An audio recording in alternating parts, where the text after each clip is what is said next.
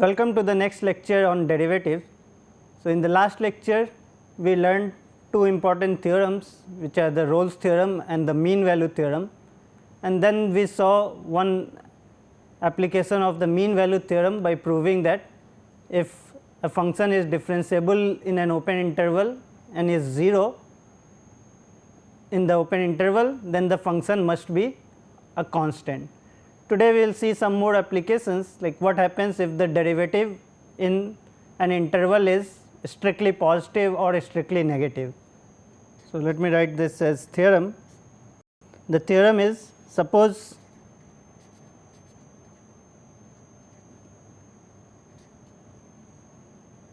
f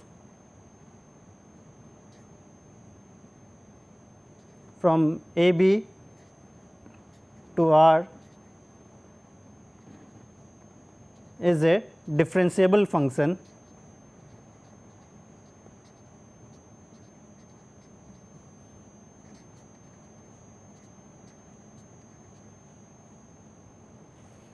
so then if the derivative f prime x is greater than 0 for all x in the open interval a b, then f x is strictly increasing on the open interval a b, and if f prime x is negative for all x in the open interval, then f x is strictly decreasing.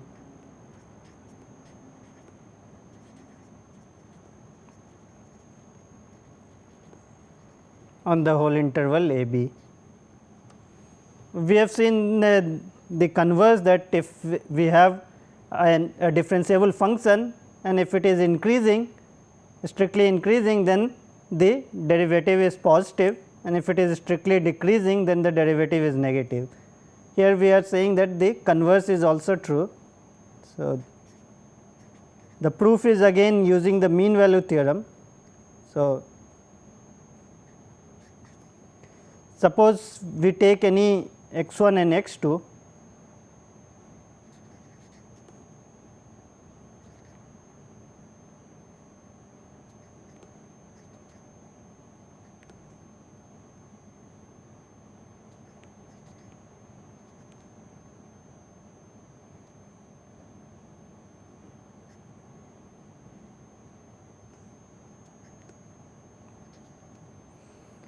then we have to show that f of x 1 is strictly less than f of x 2.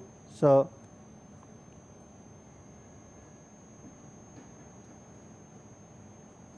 then f is continuous on the closed interval x 1 x 2 and is differentiable on the open interval x 1 x 2.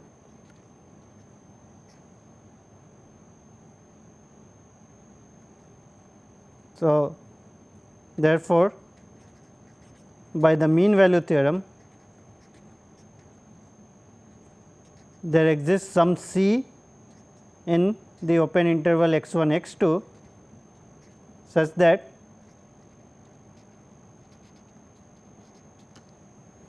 we have f of x 2 minus f of x 1 by x 2 minus x 1, this is equal to f prime at c. But we have assumed that the derivative is strictly positive on the whole interval. So, this we know is strictly positive, and this implies f of x 2 minus f of x 1 is positive. This is because here x 2 minus x 1 is positive. So, f of x 2 is greater than f of x 1 whenever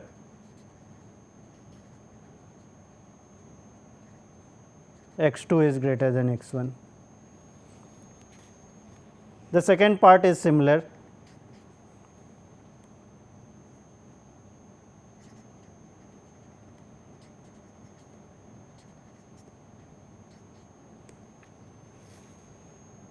So, now let us try to use this to prove some inequality.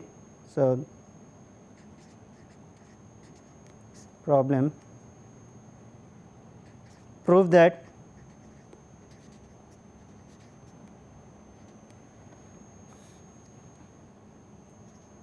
sin of x is always less than equal to x for all x greater than equal to 0.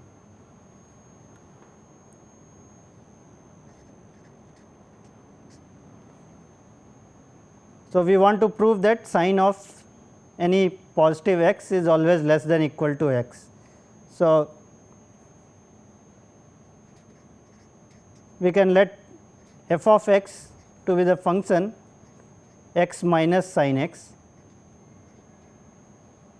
and then proving that sin of x is less than equal to x is same thing as saying that we have to prove that f of x is greater than equal to 0.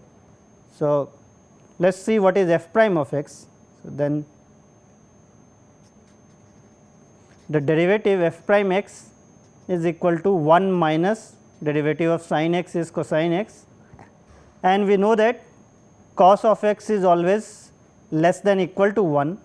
So, this is greater than equal to 0.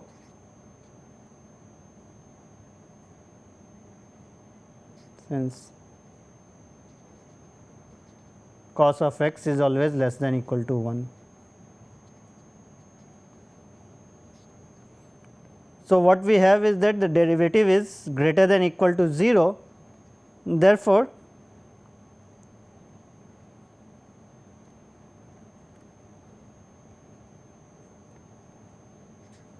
f of x is an increasing function.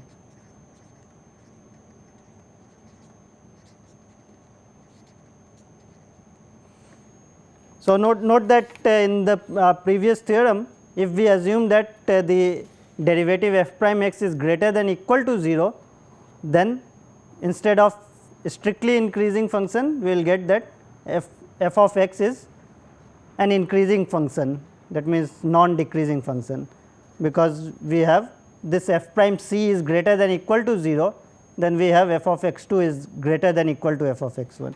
So, we will use that. This f of x is an increasing function. Also, if you put x equal to 0, f of 0 is 0 minus sin 0 is equal to 0. So, therefore, for x greater than equal to 0, we must have that f of x is greater than equal to f of 0, since f is increasing function, but this is equal to 0, that is x minus sin x is greater than equal to 0, that is sin x is less than equal to x for all x less for all x non negative. Of course, this is not true for x less than 0. Similarly,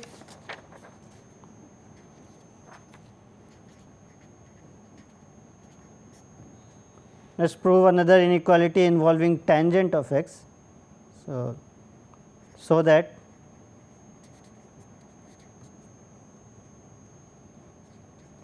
x is less than tan x for all x in the open interval 0 to pi by 2.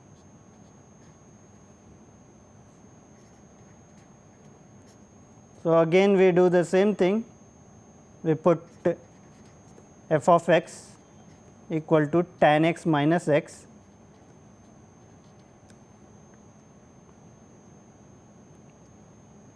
and we have to show that in the open interval 0 to pi by 2 f of x is strictly positive. So, we calculate the derivative. So, then f prime x is equal to derivative of tan x gives me secant square x minus derivative of x is 1 and secant square x minus 1 is tan square x, and we know that tan x is, this is strictly greater than 0 for all x in the open interval 0 to pi by 2, because tan of x is 0 only in the integer multiple of pi. So, in the open interval 0 to pi by 2, tan of x is always positive. So, f prime x is greater than 0, therefore, f x is strictly increasing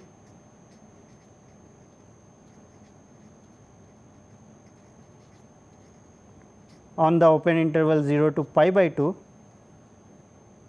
This implies that f of x must be greater than f of 0, and what is f of 0 is tan 0 minus 0, which is 0 for all x in 0 to pi by 2,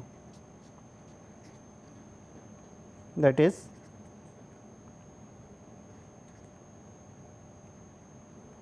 tan x is greater than x for all x in 0 to pi by 2. We will do one more problem. Problem 3 is prove that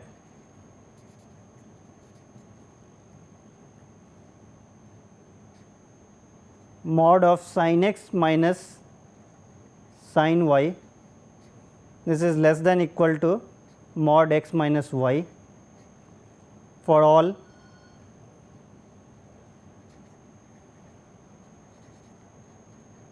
real number x y.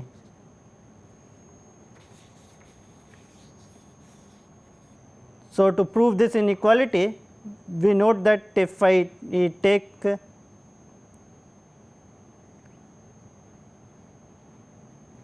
f x equal to sin of x,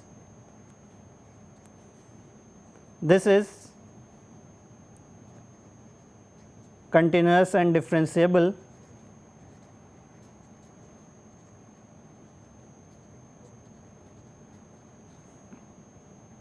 everywhere.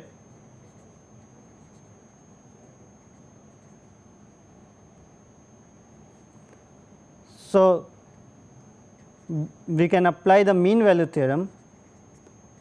By the mean value theorem,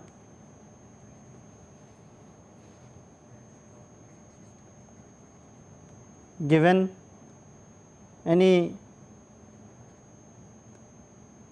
x less than y, there exists some c in the open interval x to y such that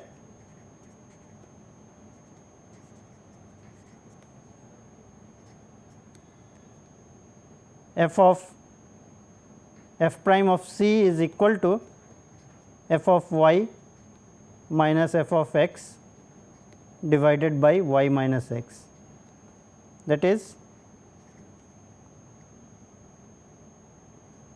sin y minus sin x divided by y minus x is equal to the derivative f prime at c, but f of x equal to sin x. So, f prime c is cos of c. So, this implies that if I take modulus mod of sin x minus sin y divided by x minus y, this is equal to mod cos c for some c, and we know that cosine theta in mod absolute value is always less than equal to 1, and this implies that mod sin x minus sin y, this is if x is not equal to y, this is less than equal to mod of x minus y. and of course, if x is equal to y, then both left hand side and right hand side are 0. So, this is true for all x y. So, before seeing some more application of Rolle's theorem or mean value theorem, let me do one more important theorem about continuous functions. So, this is known as the intermediate value theorem. In short, we will write IVT.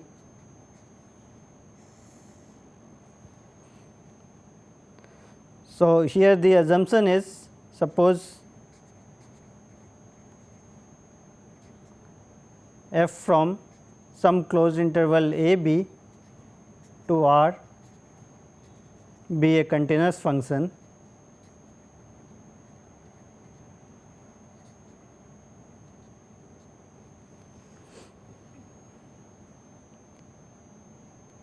and let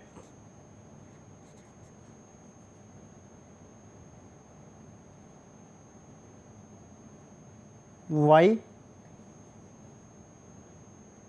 lie between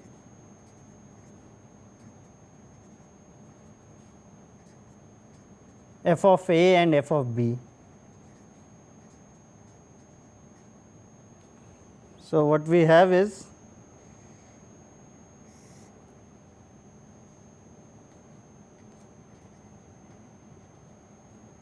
there is a function, continuous function,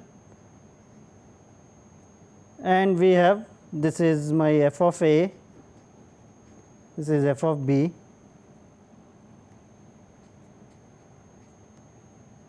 and suppose there is some y which lies between f of a and f of b, then the conclusion is that there exists some x here in the interval a b such that f of x equal to y, then there exists at least one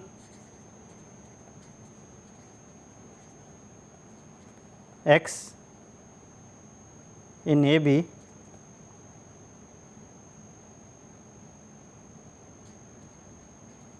such that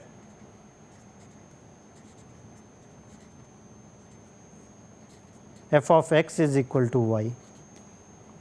So, here we can assume that this f of a is either less than f of b or f of a is greater than f of b. So, either we have this or we can have f of a is bigger than f of b,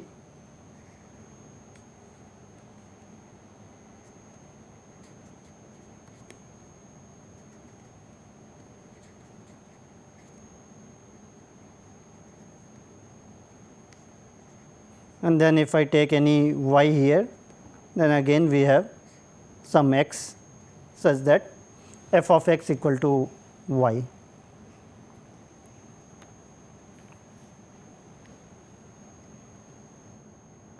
So,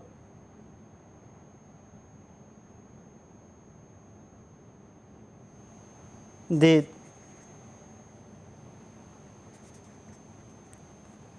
theorem is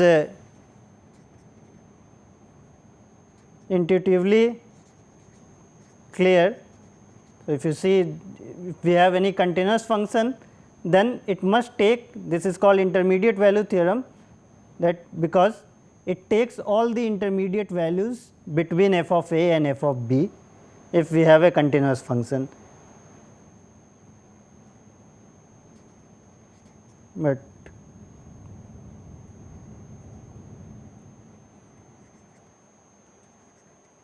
we will skip the formal proof.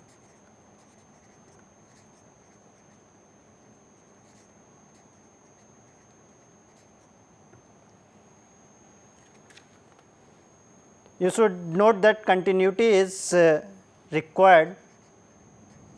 Note that continuity is required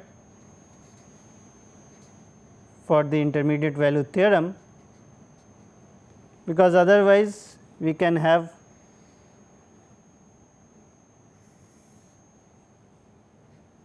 if we allow a discontinuous function, then I can have a function like this,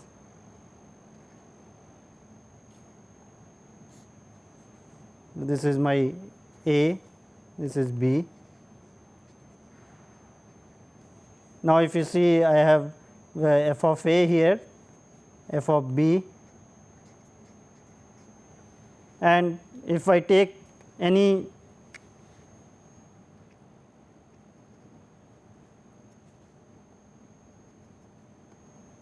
y here, then there is no x for which f of x is equal to y, because either f of x is less in this interval or f of x is here. Right. One corollary to this intermediate value theorem is that suppose f is a continuous function on a closed interval a b,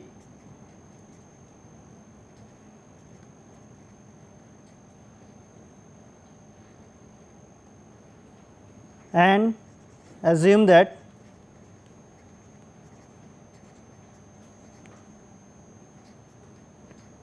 f of a and f of b are of opposite signs.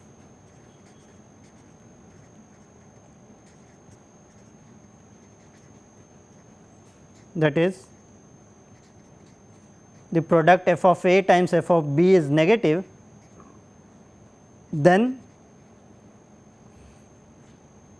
there exists at least one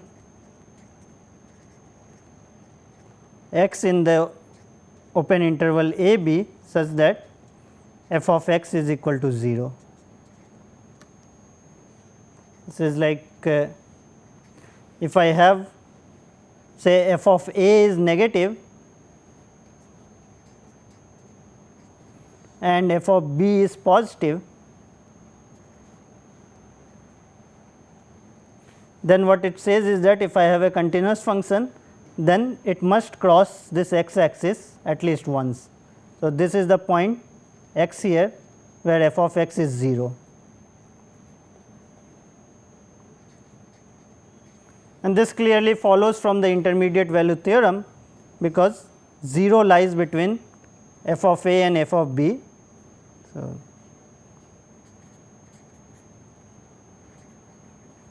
since 0 lies between f of a and f of b by the intermediate value theorem, there exists x in a b such that f of x is equal to 0. Of course, this x cannot be a or b, because f of a and f of b are non-zero. So, there is at least one x, and you can have more than one x as well. So, this function can be like this. So, this intermediate value theorem is again very important. So, some applications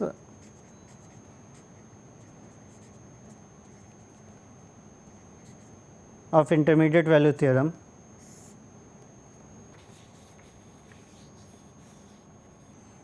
So, the first one, let me write this again as a theorem.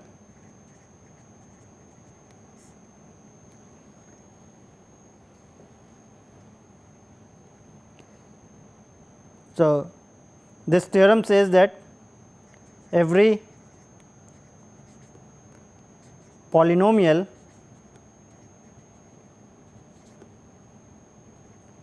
of odd degree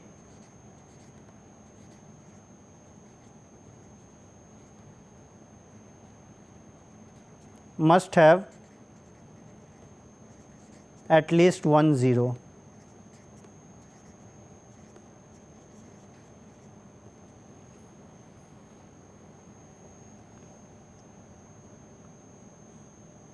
Note that one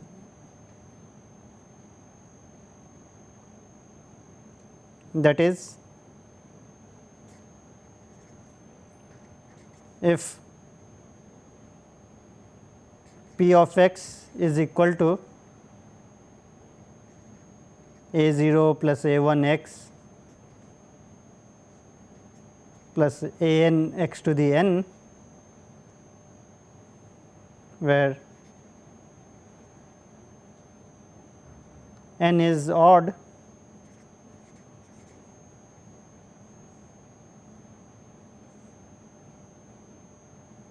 and a n is not equal to 0, then there exists at least one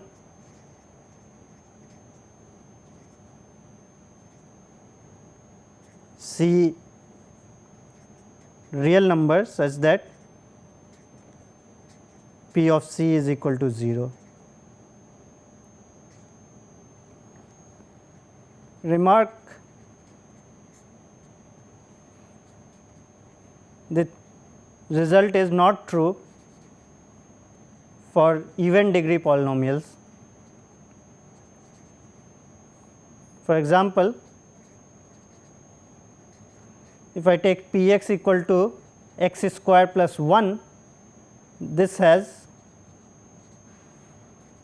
no real zeros.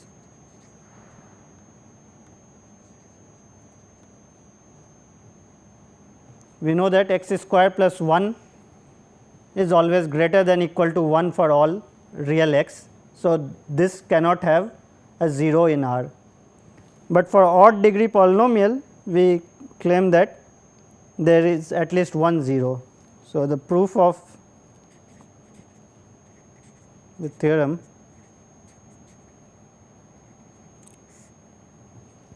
so we have p x is equal to a 0 plus a 1 x up to a n x to the n. Since n is an odd integer,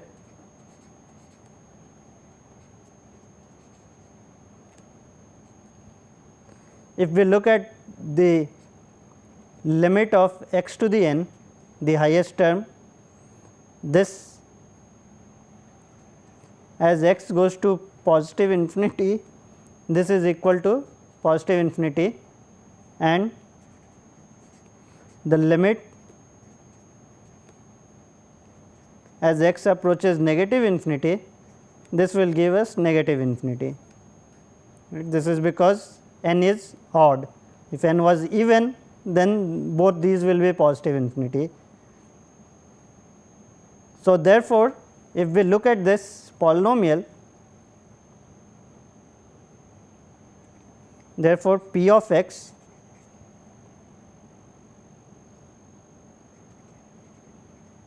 must be negative at some x and positive at some other x.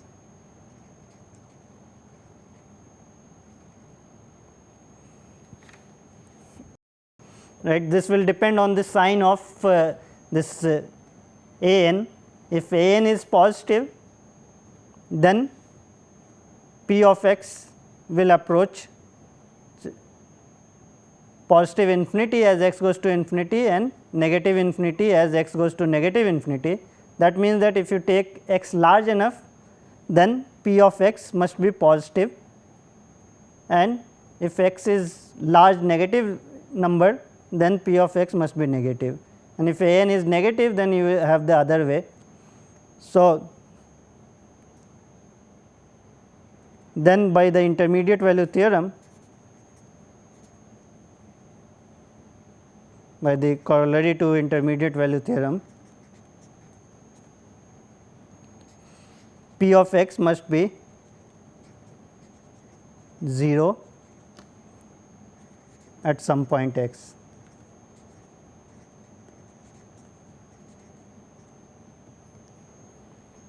So, this is a very important result, that any polynomial of odd degree must have at least one real 0. That means that this must cross the x axis at some point. So, now let us look at one problem. So that x to the 5 plus 4 x minus 1 equal to 0 has exactly one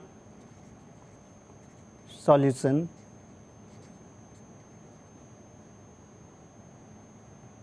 in R. So, first of all, if we see that, let P of x be this polynomial x to the 5 plus 4 x minus 1, since P of x is an odd degree polynomial,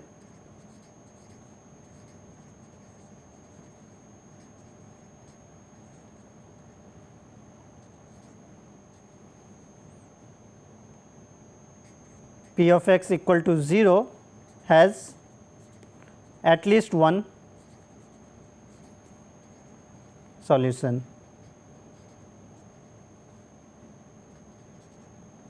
This we know, because this is odd degree, it has at least one solution. What we want to show is that there is exactly one solution, that means that we cannot have other solution to this. So, suppose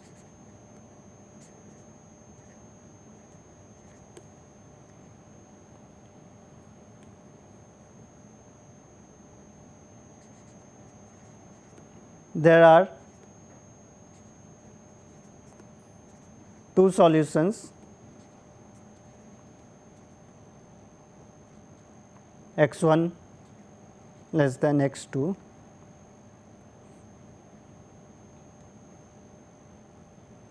then what we have is P x 1 is equal to 0 and P of x 2 is also 0.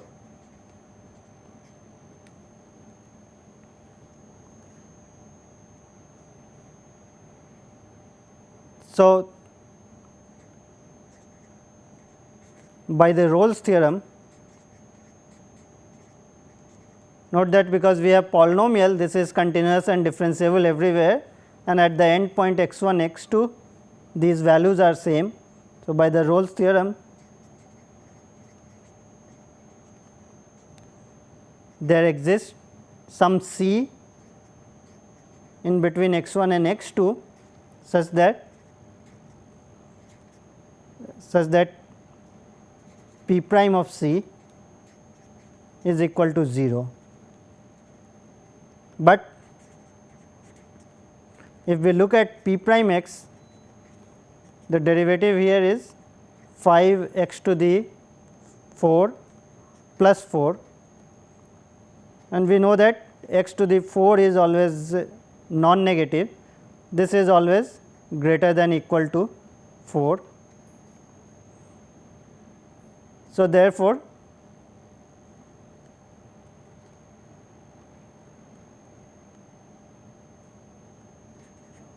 we get a contradiction.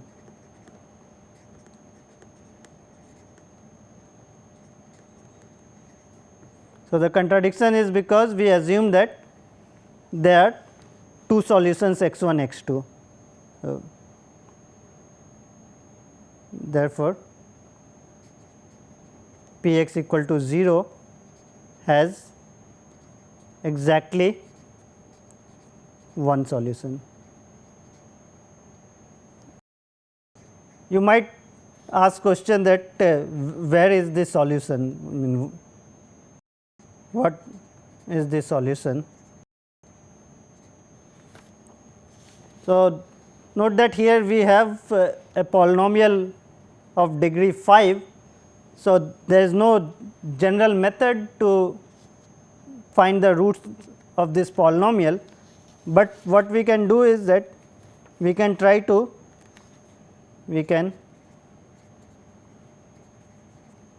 use the intermediate value theorem to find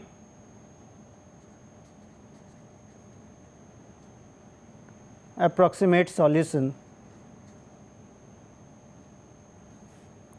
as follows.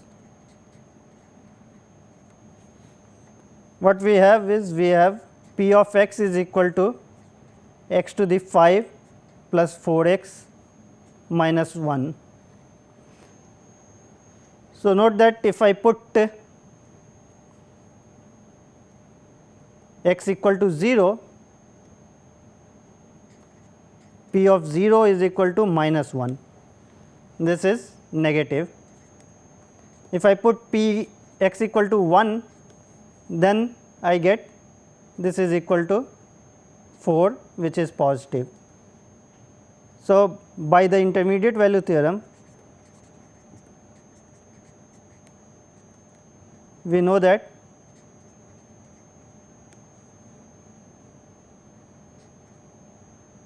p of c is equal to 0 for some c between 0 and 1, right. So, you have to look for the root of this polynomial only in the interval 0 to 1. There is no other root. So, there is no 0 outside this interval. Now, what you can do is that if we look at the midpoint,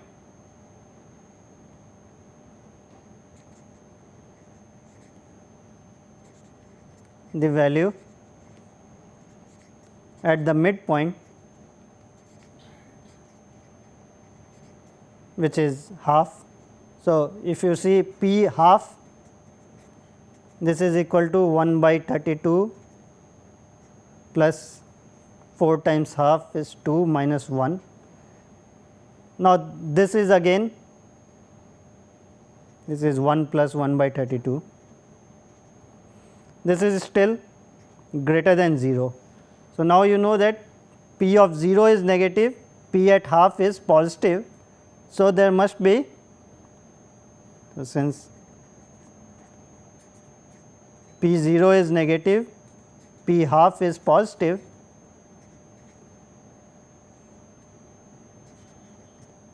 the 0 must lie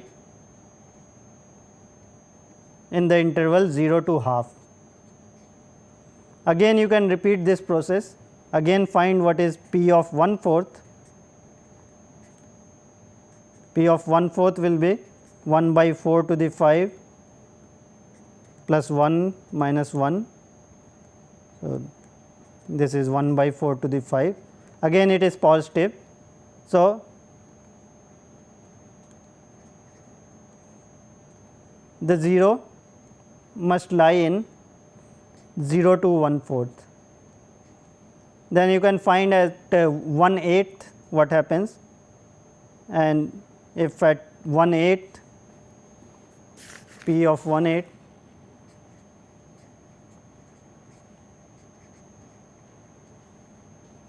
this gives 1 by 8 to the 5th plus half minus 1, and this is equal to 1 by 8 to the 5th minus half, which is of course negative. So, therefore, the 0 must lie in the interval 1/8 to 1/4. Previously, we had that the 0 is between 0 to 1/4. Now, we divided into subinterval 0 to 1/8 and 1/8 to 1/4, and we know that the 0 must lie in 1/8 to 1/4. Again, you can take at the midpoint of this interval, and this way you will get a better and better approximation. So,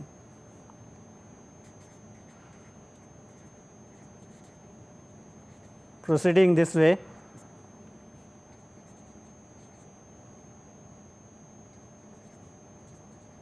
we can get the 0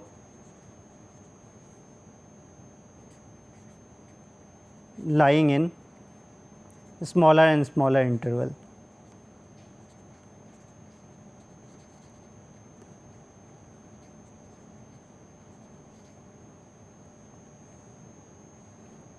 This method that we used here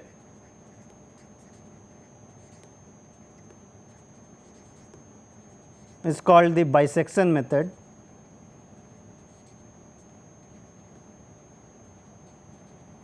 Because we subdivide the interval into half and half, and then we see in which interval the 0 lies. So, this gives one method to find the where the 0 of a function lie. Let us do some more problems. So, prove that cos of x is equal to x for some x in the open interval 0 to pi by 2. Right. So, note that there is no general way of solving this equation cos x equal to x, but still we want to prove that this has some solution in this interval 0 to pi by 2. So, to do such problems we use the intermediate value theorem. So, you write let f of x be equal to cos x minus x, and then because we have to prove that the 0 of this function lie in this interval, you find what is the value of this function at the end point. So, f x is continuous everywhere. Also, if I find what is f of 0, this is cosine 0 minus 0, which is equal to 1. So, this is greater than 0. What about f at pi by 2? This gives me cosine pi by 2 minus pi by 2, which is equal to 1 minus, sorry, this is equal to 0 minus pi by 2. So, this gives me a negative quantity. So, f of 0 is positive, f of pi by 2 is negative. This means that by the intermediate value theorem, there exists some x in the interval 0 to pi by 2 such that f of x is equal to 0, that is cos x is equal to x, right. And again, like we did for the previous one, you can use the bisection method, and then you find the value at pi by 4, you will get cos pi by 4 minus pi by 4.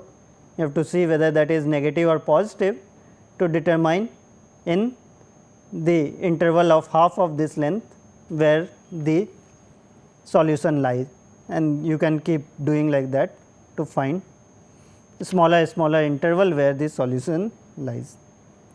Let us look at one more interesting problem. So, we assume that f is a function defined on closed interval 0 to r, and this is assumed to be a continuous function.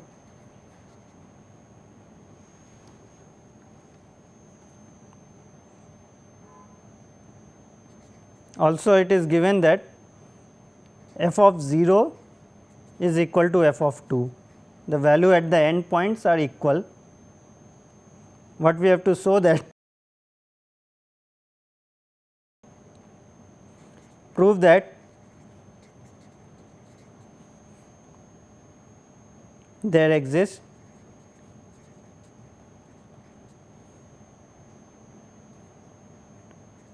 points x and y in this closed interval 0 2 such that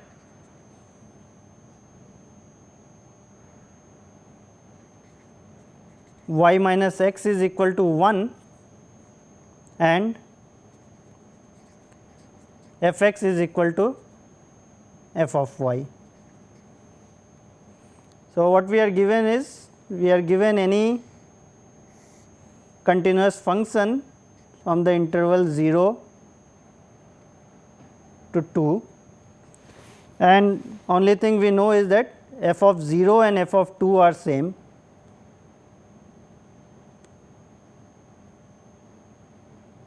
The value is same, and then we have to show that this can be any function like this.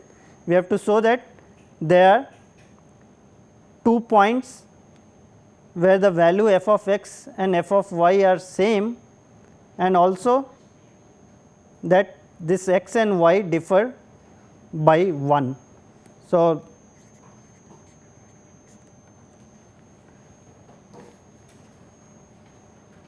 to solve this, what we do is say we have to show that to find x and y such that y is equal to x plus 1 and f of x is equal to f of y. That is, we need to show the existence of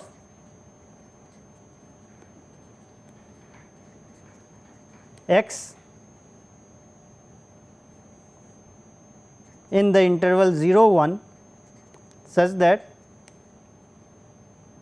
f of x is equal to f of x plus 1, because y is x plus 1 and we want this to lie in the interval 0 to 2.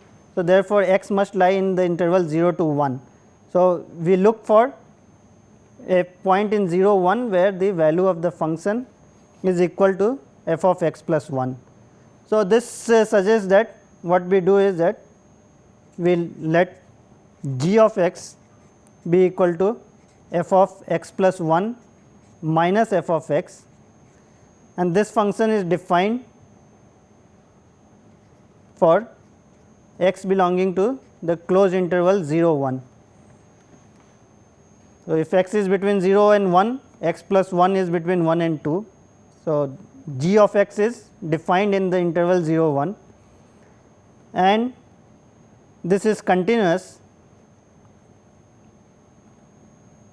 So, then g is continuous on the interval 0 1. Also, what is the value at the end point? What we have to show is that g is 0 at some point. So, we find the value at the end point,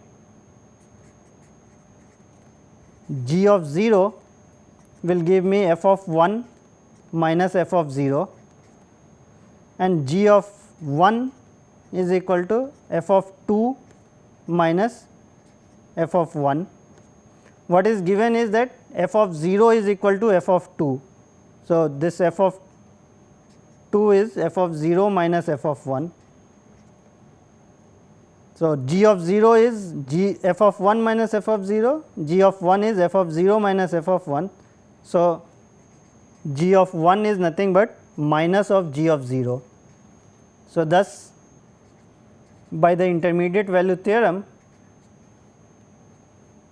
there exists some x in the closed interval 0 1 such that g of x is equal to 0. Right. These are of opposite signs. So, there is some x such that g of x is 0 and that says that is f of x plus 1 minus f of x is equal to 0, that is f of x plus 1 is equal to f of x. Hence, we are done. So, this problem again was application of intermediate value theorem, but we had to define this new function g of x and then apply the intermediate value theorem.